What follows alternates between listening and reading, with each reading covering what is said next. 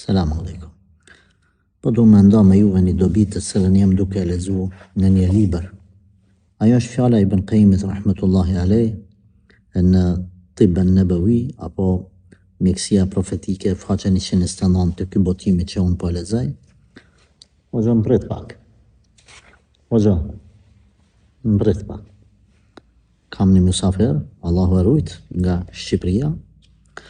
Thot Ibn Qayyimi rahmetullahi alej, al-aynu aynan. Mësyshi është dy lloj. Ayn insije wa ayn jinnie faqad sah. Thot mësysh nga njeriu dhe mësysh nga e gjini. Do të thonë ka mundësi që se tema është e gjenët kanë zili për njerëzit. I marrin mësysh njerëzit kur ata janë të devotshëm, janë të mirë, janë të sjellshëm, janë besimtarë, janë të bukur, etj. Nëse unë nuk jam i bukur, mos marr mësysh për kush.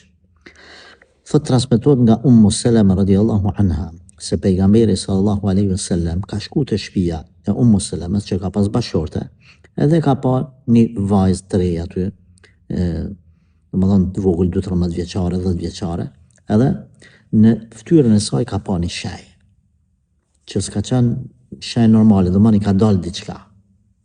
Edhe i ka thonë lexoni Kur'an, lexoni Kur'an, bani rukje kësaj vajze, fa inna biha an-nadhra, se dikush i ka rënë mësysh. I ka rënë mësysh, edhe thot pastaj ka thonë Husaini ibn Mas'udi, një person këtu në transmetim, thot kjo shprehje që ka përmend pejgamberi sallallahu alaihi wasallam është mësysh i xhenëve.